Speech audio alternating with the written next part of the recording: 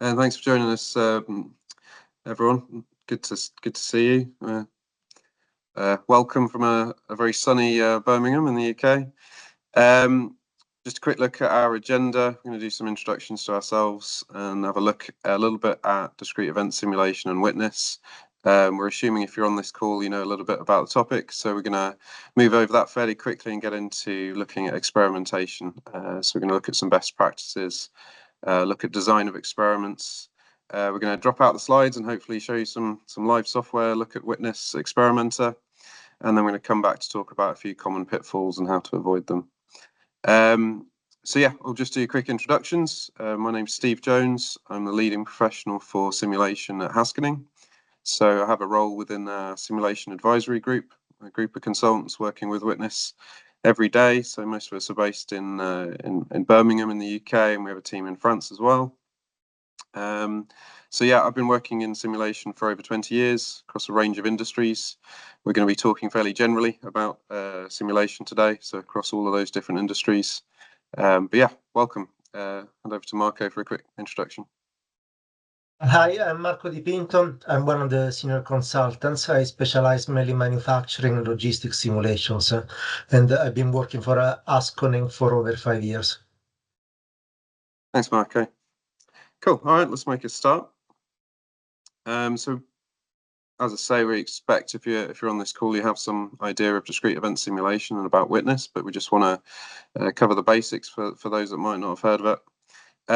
So when we're talking about discrete event simulation, we're talking about a type of simulation that's moving through time, looking event by event at processes. So we're talking about process simulation and cycle times and breakdowns and the steps in our processes. And that's dynamic. It's running through time with complex decision logic and with connectedness, and that is then a model which we're able to use to do some analysis with about how system performance.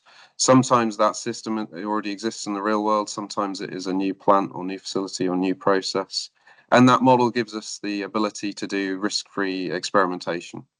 And that's what we're here to talk about today, is about taking the model you've developed in Witness and using it to find insight and to look for the real world decisions you need to make based on that process. Okay, so moving on, just a quick look at Witness as a piece of software. So it's been around a long time, long heritage. We're born out of the automotive industry, and the software has evolved over time to have lots of capabilities, to be an intuitive model building environment to allow you to efficiently get to a simulation of your process. It's got strong capabilities in scenario analysis, so we're going to look into Witness Experimenter to see what's going on there, but it also has really good data reporting tools with data tables and the ability to import and export data to other software for deeper analysis. So we're going to be talking a bit more about that. All right, anything you'd like to add to any of that, Marco? No, it's fine. So yeah, as I say, we work across a range of different industries in our team. Witness is used in many places, and our heritage has come out of the automotive industry, but we're increasingly working in supply chain, in food and beverage manufacturing, across energy, the nuclear industry, defense industry, anywhere where there are process steps and requirements to model things which are connected. So they have shared resources across a process, variable. So there are things that vary from process to process, from time to time, like cycle times, where there's variability around things like breakdowns and disruptions and weather, and where there's complexity, so things like complex decision logic, deciding which batch to do next, deciding which truck to send out from a warehouse. Okay, so, sorry. Oh, yes. Yeah. We have a strong capability in Witness and fluids. Yeah, that's a good point. Okay, so just moving on to experimentation, we wanted to talk a little bit about best practices before we get into the sort of practical side. In order to explain that, I think we need to say a little bit about what we mean by experimentation. Hopefully you have an idea of what that terminology means, but we use some of these terms to mean quite precise things. So I want to explain where we're coming from there. So an experiment for us in our work we do with customers is a set of scenarios that we group together to answer a business question. So it's a very specific term. As you'll see from the coming slides, it is intended to be something scientific, much like a scientific experiment. That's why the symbol for Witness Experimenter is a test tube. It is something where hopefully we're changing one parameter at a time, and we're doing things that are comparing apples with apples. So an experiment at the top level, scenarios at the next level. So those are the building blocks of our experiment. And each of those scenarios is likely to be driven by data sets that are the inputs to our model, which will change from scenario to scenario and might include some of the same data. So for example, here where resources in scenario 1 and scenario 2 are based on a baseline level of resourcing, but our order schedule from one scenario to the next has changed from a base to a stretch schedule, maybe a challenging week in a plant. So that's the terminology we're using. If we use any other terminology, we'll try and cover it. The only other one I'll probably touch on here is replications. So typically with Witness, each scenario, we're going to run multiple replications to look at that variability. Some of our models are deterministic, so we don't need to do that. They are, we only need to run that scenario once to understand what will happen. If we ran it again, we'd get the same answer. But for many of our models, we have stochastic models with variability in them, and we'll run each scenario for multiple replications, and Witness Experiment is really good for that. Okay, so just some best practice to top level. If you're going to be getting into experimentation, some of these might sound like common sense, but it's easy to overlook in the heat of a tight deadline. So clear objectives for your project, for your experimentation. Obviously, clear objectives for your modeling effort right from the offset is a really good thing to have. But once you've developed a simulation, maybe you're looking to see if you can redeploy it to answer a different business question. It's really important then just to see the experiment I'm about to do. What are we trying to achieve with it? What question are we trying to answer? And focus the efforts down onto scenarios that and experiments that answer that question. So just really taking a step back and trying to understand what it is you're trying to achieve. And then the next one, I think, working with within models validity.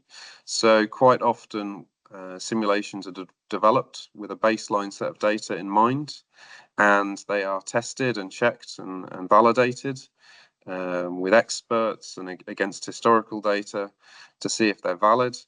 And that makes sense for the baseline. But when we start experimenting, often we're going away from that baseline set of data, and we need to make sure that with our scenarios that we're not going outside what the model would expect, what we'd expect it to be able to cope with, and that the results remain sort of credible to influence decision makers and people are using the results of our analysis. And the way to do that is to run your scenarios and to go back and validate all of those as you have done with the base model. And sense check, keep taking a step back to look at those, what you expect from the simulation results. And if something surprising appears, which it often does, just to validate that is model behavior that you would also expect in the real world, that it is something that matches up to real world behavior as far as you know it. Sometimes this is difficult when a plan doesn't exist yet. Okay, so yeah, we talked a little bit about validation and verification. Terminology again, just to understand, verification is checking the model is implemented correctly as you expected to do it, and the validation is really checking that the model is accurate with against the real world, and it's that validity that we really need to check with our experimentation. Okay, a large part of experimentation is designing and running experiments, which we're going to go on to talk about, and then the final step in that journey will be taking the results of what you've run and analyzing those results and drawing conclusions. So data analysis becomes a really important topic for this stage of a simulation project. Drawing conclusions from insights from scenarios. Generally, it's about comparing multiple scenarios and the parameter changes, again, hopefully simple changes from one to the next, to be able to draw meaningful conclusions that lead to action, to say this is the way we should change our business or not, based on the analysis. And none of that has any impact unless you use it to guide improvements in your business. So it's worth thinking before you set out on your experimentation, how are we going to use this to influence a decision? Is there a decision window coming up where somebody's got to take a meaningful decision? How do we feed that analysis into them? What would change their mind, and how do we convince them that the simulation is to be trusted, is valid? That all of the work through modeling and simulation and experimentation is not going to have any impact unless we plan that out and think about how we're going to make an impact. Okay, just gonna now look into a bit more of the specifics of experimenting. So there are a couple of things we'll want to do when thinking about an experiment. We'll want to think about the parameters or the factors that we want to test. So this is our input values, and this will typically be things like resourcing levels, throughput where we're aiming to get to, all the things that we might change to influence what might come out at the end of our process. So we need to specify those factors and then decide levels for them. So it's very easy to say, okay, yes, we want to change the number of machines that we're gonna have in the factory, but what numbers of machines do we want to test? What's the range? You know, how many different steps within that range do we want to take? And then to plan a systematic exploration of all of those factors and all of those levels. And there are a few different techniques, and hopefully we'll explain them over the next few slides. So I guess the simplest example of this is an experiment with two factors, where we have two values of each parameter. So here the negative and the positive symbols represent the lower and the higher value of our factor. And as we've got two options for each of these, it's sometimes called a 2K experiment. And because we're exploring all of the options of negative and positive of both factors in combination, so we've got this sort of 2 by 2, we've ended up with 4 scenarios, and because we've got all of those covered, we call this a full factorial experiment. So hopefully that makes sense, that it's sort of the simplest place to start if we had two factors. If we had one, it would obviously go down to 2. It'd be very simple. But of course we might have more than those two options, but that is often a good place to start your exploration. So to then again look at that with 3 factors, this does get more and more, it grows exponentially. So we add the third factor, and we need to try both values for factor 3. So now we've gone from 4 to 8 scenarios we need to test within our experiment. And I think this shows that very quickly in most witness models, which have many parameters, and those parameters can have many values, we can very quickly get a very large number of scenarios that we could test. And again, it's about thinking which of these are most relevant to what I might be needing to make a decision about. So it might be that you don't need to do the full factorial exploration of these, this 2K options. Some of these might be out of bounds of reality for whatever reason, space, cost, available people. So some of these might be able to be ruled out. It might not be possible to do scenario 8 with all the options switched on, and it's worth ruling those out to limit your scenario set as early as you can. It's also worth thinking about that final column, the result that you're interested in. Quite often there is one key factor that will be driving the experimentation, maybe throughput, profit, utilization. But sometimes you want to measure a number of those, and it's worth thinking about those up front and building in reporting metrics from your model to do that. Okay, so just another bit of terminology we use from time to time to explain this. So with our 2K example with two factors, we've got the negative and the positive, which might represent different values up and down that X and Y curve.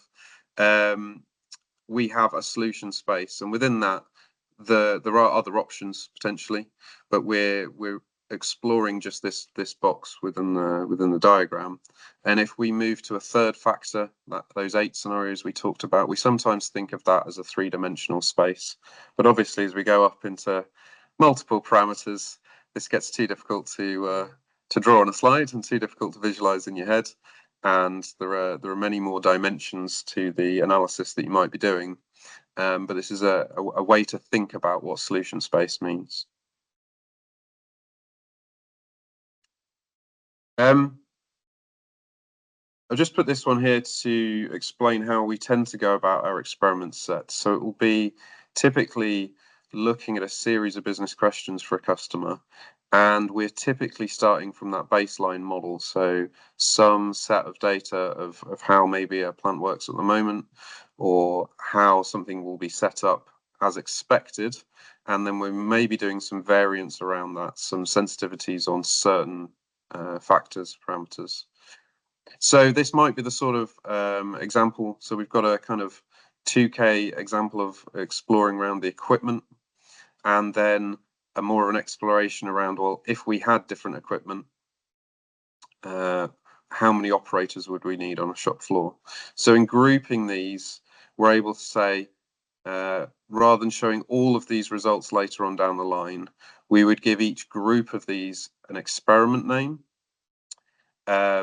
And that experiment name would enable us to limit the number of results we're showing later to people to explore one particular question, rather than throwing maybe hundreds of scenarios onto a graph, which is just going to get very confusing very quickly. So this ability to group and explain why we're doing a set of scenarios is really useful. Okay. Wanted to go on and talk a little bit about optimization. I don't know if you wanted to add anything about design of experiments, Marco. And the main thing is that the number of experiments grows exponentially depending on the number of factors, so that can escalate very quickly into millions of different scenarios. So it's very important to rationalize the levels and the number of the factors. Yep. Yeah, absolutely. A number of you might have been through the witness training course, and you will have on that explored some experimentation, even with simpler models that we're developing at the start of witness modeling experience. Even with those, there can be multiple parameters or multiple values, and I think we're going to come on and look at the Acme case study from the training course, and it does have potentially millions of options to play the game. Our brewery game as well. I think we did a calculation at one point that we were going to end up with something like 3 trillion options to explore, and that's just really not practical in any way. So we have to find other ways to limit that number. And what I would say is human intuition is generally very good at finding the baseline and the variance that you want to get to. And sometimes that's an iterative process. So just going back to the grouping of scenarios, it might be that you want to run the equipment test experiment first to explore what that does, look at the results in detail, and then come back and do some of the reevaluate what you're going to do with the operator experiment based on what you now know from the first set. It doesn't have to be an all or nothing approach. And human intuition is pretty good generally at saying, well, okay, adding 2 more machines of equipment 2 type has had a good effect on our profit, let's say. We're probably going to get some more value out of having some more people to operate those more machines, but we don't want to go crazy. We don't need another 10 people necessarily. So I think limiting those trillions of options down to a sensible number is generally possible, but it does take some skill. And that brings us on neatly to the next topic, which is optimization. So quite often people say to us, can Witness not tell me the best answer? And that is something it can do. You need to develop a result from your model, which tells you whether one scenario is better than another. So we call that the target response that we're after. And within Witness Experimenters, we'll come on and look at in a minute, there is an optimization function or capability. And we're just going to have a look at a couple of the options within that. So what we've got on the screen is the response curve of a model to one factor. And it might be this crazy curve. I don't know. It might not be so obvious or so clean cut. But we don't know the green line until we've run some experiments. That's something we need to find out, and we're looking for the best value. Let's say this is a maximization problem. So maybe this is profit or throughput. We're looking for the most throughput we can possibly get. And so we've written into our Witness model a response that says how many widgets have I put through my process, and then we're asking Witness Experimenter to find the best set of machines or best number of operators to maximize that profit or throughput. One of the options we have available to us is the hill climb function. So what that does is if we started out on the left-hand side of this this hill here, and we tested either side of that parameter value, what we'd see is that we get a better response by going in the right direction rather than the left direction. So the hill climb algorithm helps us to continue going in that direction until it no longer makes sense, until we've reached the top of the hill. And the hill climb function is very good in situations where that parameter maxes out and then starts to decrease. Maybe it's number of people, and no people in your plant, you're getting no throughput. 10 people in your plant, you're getting really good throughput. Put 12 in, you're getting really good throughput, but maybe you're not needing those extra 2 people, and so profit maybe is reduced from the maximum here. So the hill climb algorithm is really useful, but it's got us stuck on this hill over here, depending on our start point. And we've not found this bigger hill over here, which might be a good place to be. So that's one of the options within Witness Experiments we'll come on to look at. And then the other one here is simulated annealing. So this is a more generic, applicable optimization algorithm that can help us find good solutions. And what it does is it peppers the solution space. So it tries out a bunch of scenarios. And over time, as it's working through from one scenario to the next, it's raising this bar, which we think of as temperature in the annealing. And it rules out areas of the curve that are not applicable and starts to pepper only the solution space that's still above the curve. And that helps us to stay and make sure we find all the peaks of the hills and find the most applicable maximum. So that's just a quick look at the algorithms available. We'll come back to them in a sec. So we'll jump out the slides in a second and look at the software. But just to give you an idea, on top of Witness sits another application called Witness Experimenter. We'll show how to get to it. It's got various tools that will be really useful to you. Things like replication analysis, which will help you understand how many replications you need to do of a scenario to understand a good spread of the best and worst case outcomes. Run length analysis, similarly, to understand how long you need to run your model to get into a steady state. Sometimes models are set to a fixed duration. Sometimes we keep running them longer to better understand when a process has got into steady state. There's a couple of tools in there to help you with that.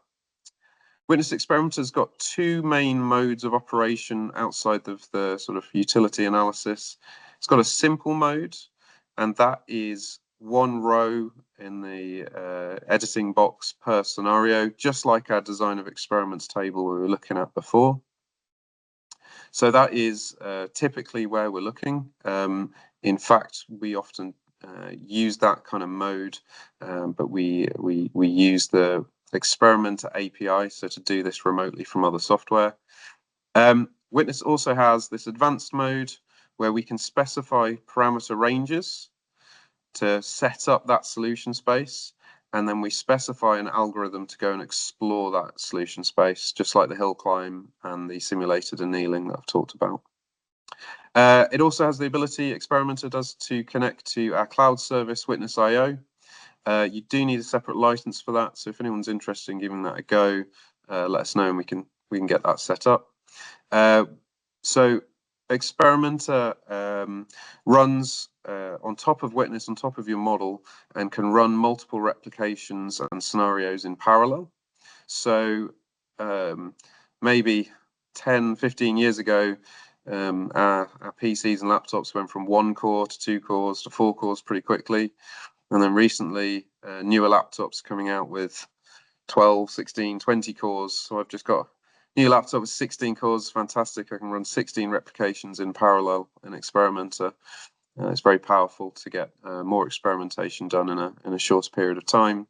But if that is ever a limitation, given the run length of your model, then Witness.io is another good option to massively scale using the power of the cloud. We use Azure to speed up your experimentation. Okay, yeah, just a quick look at those advanced mode algorithms. So the first one in the list, which we'll go and look at in a second, is the all combinations full factorial algorithm. So that will try to do every combination of every parameter value which you've set. So that can be a very large number, and so for that reason, there's a good chance you might want to move away from that. Random is the ability to scatter across the solution space, and is really useful for getting a set of results across the solution space that help you understand where the best places might be. Min, mid, max will try the smallest, largest, and middle of each parameter range in combination with all the others. So it still can be a large set, but it can be much smaller than your full set. The hill climb algorithm, as we talked about, really very good if your functions are simple, your response curves are simple, but can get stuck in local minima or maxima.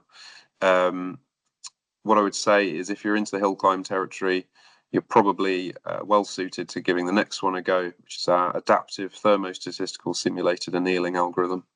Bit of a mouthful, but it is, we've found, the most applicable algorithm to optimizing a large range of models. That said, sometimes there are other algorithms people want to try, and they ask us, I've got a specific algorithm I want to optimize my model with, and you can do exactly that using the Experimenter API. So you can program your own algorithm and test your own scenarios, get responses, and decide what to do next in your experimentation. And that's just one example. On the right was a genetic algorithm for finding the best sequence of products to put down a manufacturing line, and you can see the optimization over 2,000 scenarios finds very good solutions.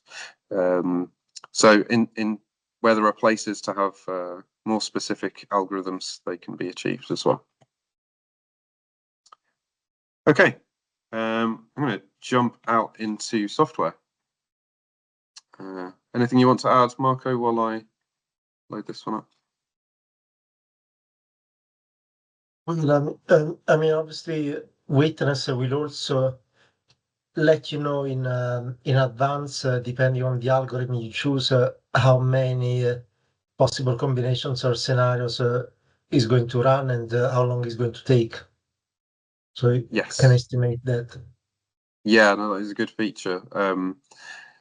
Sometimes shocking number in there, and you realize you need to limit the parameter set or think differently, use different algorithm. Okay, so we have 2 demo models I think it's worth looking at with Experimenter. So the first one is BPR based. So to get to these demo models, if you're in Witness, you can go to the View menu, look at the Start page, come on to Sample Models. That'll take you to the folder with your version of Witness and the demo folder. And BPR based is one of the ones in there. And the other one we're going to look at is Acme. So BPR base is a good example of a model we can optimize. So we use it quite often as a proof of concept. So the model represents a company that's producing computers. So it's a fairly linear process, taking in orders from customers, checking and confirming the specs, building a laptop, testing that laptop and shipping it off to the customer. So it's fairly straightforward, but the bit that's difficult to reason with without testing some scenarios is how many staff to apply to each of the stages of the process. So we've got we've got staff level A, staff level B, who are able to do different work within the process, and engineers who are specialists for certain processes. So we use this as an example. So if I come to the model menu here, go into experimenter, and I'm just going to go into simple mode. And I'm going to load up a WXP, a witness experiment file that I built earlier. So yeah, sorry, here's one I did earlier. We could show you how this is created. So you've got buttons at the top here to be able to add new scenarios to the list. This is our design of experiments, effectively. To add parameters that we wish to vary, and to add responses from our model. And when you add a parameter, this is able to look into your witness model and see things like, for example, this is a buffer, and I can change the capacity or quantity of it. Or, for example, our parameters in this are the staff level. So this is a resource or a labor quantity. And I've set up a very simple experiment where we're telling the model to run for 1 week. The model runs in minutes. So I've done a calculation and expression in here. And I've left most of the other settings the same. Now, when we've run Witness Experimenter, it does save the results in what's called the answer pool. So I've pre-run this. So this will run slightly quicker. But if I hit run, it will reload our results, and we're able to see some of the response values. And if we come over on the bottom left here from the configure page to the results page, we can start to get into our results. We can go right down to each replication we've run and the values that are produced. We can come to some box plots of those responses for each scenario. And we can start to see a pattern here. So what I've done in this experiment is tried having one member of staff in each team, 2, 3, 4, until we've got 7. And I'm just interested in particular at the profitability of this operation. So as you see, it goes up as we add more people until we've got 5 in each team. And then it starts to decrease, which suggests maybe we've got too many people. And you can, in fact, see that our engineer utilization starts to drop off as well. So we've got a lot of people sitting idle within these later scenarios. So that's a very interesting sort of experiment, and the sort of thing you'd probably want to do with your experiment, set up some sensible responses and start to explore that solution space. And then the next thing you might do would be to explore a bit further. So here's what I did earlier. I was looking at those results and I'm saying, okay, well, 5 people in each team was great, 6 was too many. Maybe I can get away with a few less. So I set up another scenario to decrease away from that baseline. So I've got 4 people in some of these teams. And then I ran that and I got some results. And again, this was an iterative process. And I found that scenario 2 was the best. So I've actually specified that my next 2 scenarios should inherit their parameters from scenario 2. So it's a quick way to get all the values populated.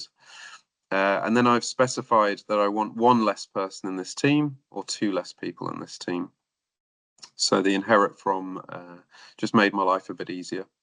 So running that through, I'm able to look at these results. And if we come through to look at results for profitability, I can see we're not making too many changes to our overall profitability. We are optimizing around the top of that curve. I can see having 2 people in the engineering team is not a good idea. That really dents my profit. But maybe just about getting the best one, having 3 people in that team. So hopefully that's a quick look at simple mode. There's lots more to go into in all these results charts, but it's a quick dive in. And I just want a quick look at advanced mode. Have I missed anything, Marco, on simple mode? The main thing that maybe you can explain it also in advanced mode is the parameter analysis. So how each parameter contributes to achieving a certain result. Yeah, absolutely. That's a good one. So just limiting this one down to profitability. So on the parameter analysis tab, we have each of our parameters and each of the values we specified for them. And what the benefit column gives us is, did we get the most benefit when we had that value of that at that set point? So it can really hone in on when you've got lots of parameters, particularly which ones are giving you the benefit. And quite often this comes down to combinations of things. There's no point having more machines without more people, and there's no point having more people without machines. But this can help you, if you've got lots of factors, to hone in on which ones are having the biggest benefit. And this is calculated across all of the scenarios where that value is used. So it's having a benefit almost despite all the other things that are happening in the model. So yeah, really useful tool for helping you pinpoint the best values. Okay, great. Actually, just seeing there's another one here, which is the ability to pick a scenario and to set the model values to those parameter values. To jump back into Witness and to explore that a bit further with your animation and with your results charts on screen. Because what we're getting in Experimenter is typically a single value to tell us whether this scenario is the best or not. And that's really useful, but obviously all the other analysis you build up in Witness, the statistics, the data tables you might be displaying as data visualizations, and all the other data you might be putting out to Excel or CSV files, Power BI, all of those are interesting data points to what's really going on in your process. Whereas these top level numbers of profitability or utilization can often hide specific problems in a specific day or week. So it's worth digging in a bit deeper, and the set model ability gives you the chance to go back to Witness and look at all of that. Okay, in the interest of time, I'll just jump over to our final model. So this is the Acme model. We teach it as part of the training course. It's a manufacturing model. It is fairly linear from material in through a series of steps through to shipping. And we have delegates on the training course build this model, but then also experiment with it. They'll do that manually before they use Experimenter. But we give them a series of investments they can make in this process, each with a cost, and they have a budget to spend on whichever improvements they see are the ones to make the process better. They start out with a model producing about 120 products in a set time, and we challenge them to triple that throughput. And that sounds like a massive deal when you start, and then you start to look at where the bottlenecks are in the process and remove them and invest in certain things, and you see that increase in throughput and find a new bottleneck and work through experimenting step by step to improve. So using Experimenter possible with this model as well. So we're going to come into advanced experiment mode, and I'm going to load up again one I built earlier. So advanced experiment mode is slightly different to our design of experiments table we saw in the slides. So we have a list of parameters which we've specified in a similar way. Hit the button and add a new parameter from our model. For example, the number of coating batch machines. And we are able to specify a range of values. And so the ones here are between 0 and 1 or 0 and 3, and that's because we're either not investing, that's a 0, or a 1, 2, or 3, we're adding 1 more buffer space, 2 more, 3 more. So this range can be changed. We can give it a suggested value to start from. That's where our hill climb would start. We could set it to specific values. So we could set it to 3, 5, and 7. 3, 5, and 9. It doesn't matter. We could list the actual things we want to try or specify a range and a step size. So we're going to try everything here between 0 and 3, the step size of 1. So I think if you were to test all of these investment options, of which there are 28, many of them only have 2 options, 0 or 1, but some of them have 0, 1 or 2, some 0, 1 or 2 or 3. We would have many scenarios. So what I've set this up to do is to look at the objective function we're looking to optimize of shipped valves. That's our throughput. And I'm targeting maximum rather than minimum. I want the most shipped valves I can. And for algorithm, I've been exploring this to pepper the solution space with random solutions. So I've picked from our algorithms we talked about earlier on the slide. I've picked random solutions, and we've got a few more settings within there, but we're able to, again, here's one I did earlier, recall the scenarios which have completed, and look at the results of those. So you can see the results of these are quite random, but we're able to get in there and see for each investment what we've done and what that resulted in throughput wise. And very quickly we've got to a value of 469. Hopefully, if you did the training course, hopefully you got somewhere near that value. We'd expect experimenter in the simulated annealing mode to find good answers pretty quickly. I think we have had delegates get up in those numbers, so well done if you did. Having all the richness of the information of where the bottleneck is in the model can help, as I say. But for a fast running model like this, it's also quite applicable to use experimenter in this way and automate your experimentation. Okay. Anything to add on advanced mode? Mainly that it's very important you can set constraints as well. Yes. As well as the good. range of parameters, you can set constraints. Yeah. So for example, I don't know if the maximum number of people on shift can only be 10, that you can set that as a constraint.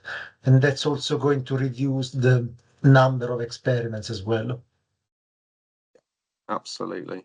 So we can specify constraints that are some calculation of our parameters must be equal to something.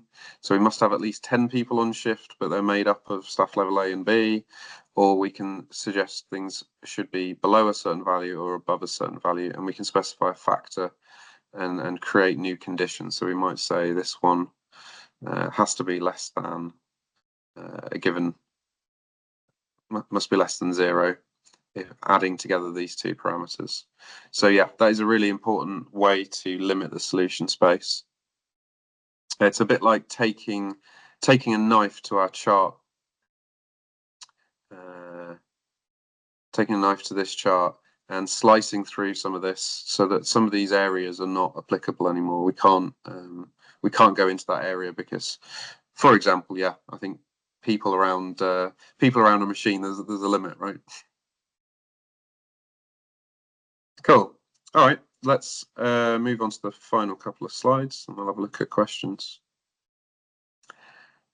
So just thinking about common pitfalls with experimentation, quite often the biggest challenges are around sort of contextualizing our findings. So we run some simulations and we find out, some more throughputs possible, but actually within the real world, that might not be possible given certain other conditions that aren't part of our simulation. They're out of scope, or they would rely on infinite material supply or infinite buffering in our warehouse. So we know we need to produce scenario results and experiment results that help in the real world. So understanding what's driven a model to give us a certain result with all the assumptions and simplifications that might be in there, but still generating insight that can help people make a decision in context is really important. I think sometimes statistical validity is a question. So Witness can help with that with the rep analysis and the run length analysis to ensure that you've done enough replications. But it is doing that for a top level metric like throughput over a week or over your whole simulation run. and actually making decisions based on, in this scenario, in this replication, at this time, this happened.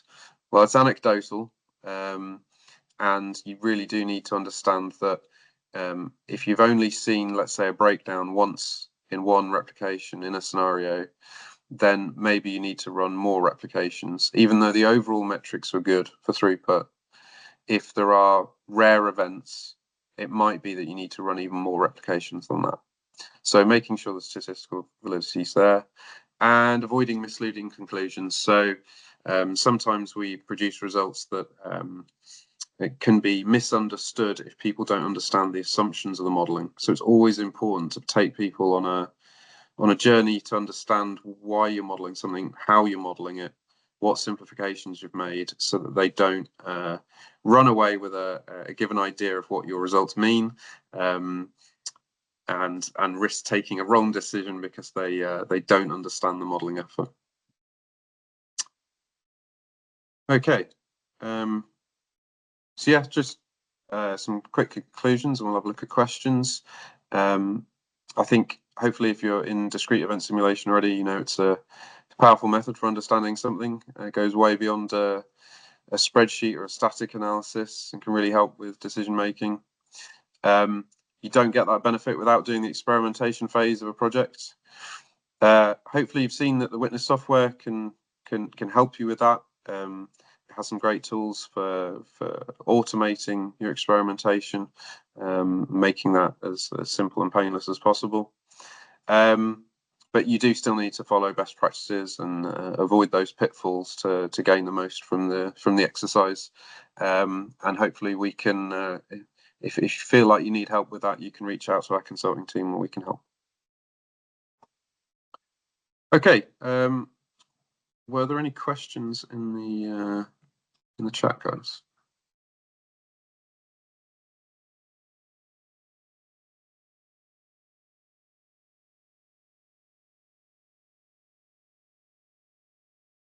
Okay, I can see one question from Alex.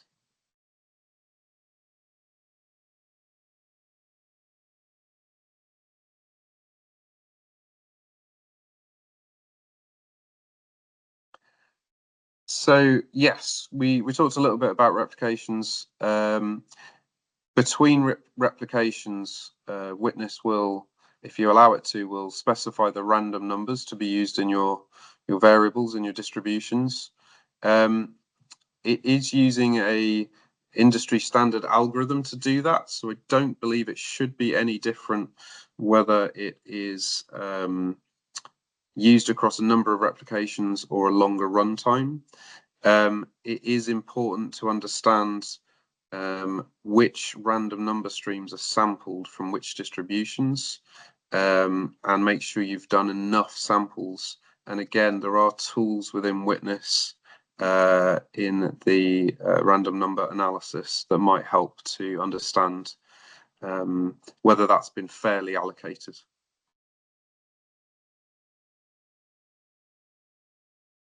Any other questions from anybody? Hi, Andy. Great question. No, so at the moment, Witness Experimenter is limited to element values like capacity and quantity and variables. So typically we use those variables to trigger read-in of different data tables if you have a complex data set. But coming in the next version of Witness, I believe, in Witness 28, we'll be adding the ability to change data table values from Experiment. So there are some complexities to that. I'd say if you have a complex data set, it is almost easier to set a variable to say which complex data set to read in, or which complex data set within your model to use. But if you have a data table within it, there are specific values you want to change, then I think that will be a really useful addition to Experimenter. So yeah, it's definitely it's on the roadmap. I mean, at the moment, we're not even using tables because we built this so long ago. It predates tables. So it's still just variables, but they're read in from Excel. Can you play with those? I'm just conscious, Yes. like initialization obviously is reading all the data in, and then we want to start messing about with some of it as in the experiment. Yeah. So there is a little bit of a complexity to that, and Marco and I were chatting about this earlier. So witness experimenter sets the parameter values that you specified before initialize actions and after. But if in initialize actions you're reading in that from Excel, that's the value you might use for something like a set quantity in initialize actions. So you do just need to be careful that maybe if you're reading that in with data tables, that's a bit easier because that's done in model load actions before initialize actions. And then you can do your set quantity, but experimenter will have done what setting it needs to do. So yeah, there's just an order of events, and if you need help to figure that out, what the order of events is that experimenter uses, and yeah, reach out and we can. I think there is a diagram in the help file, but yeah, we can point you to that.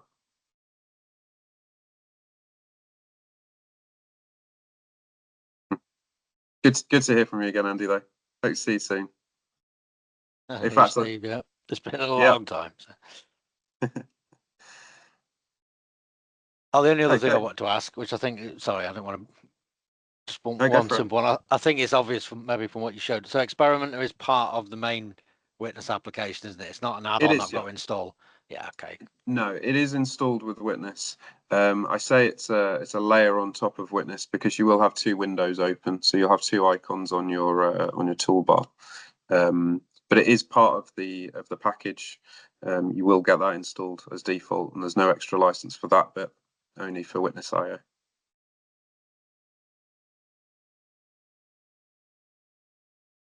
Oh, one more. I think we did touch on the API, but we commonly use the experimenter API to automate running of models.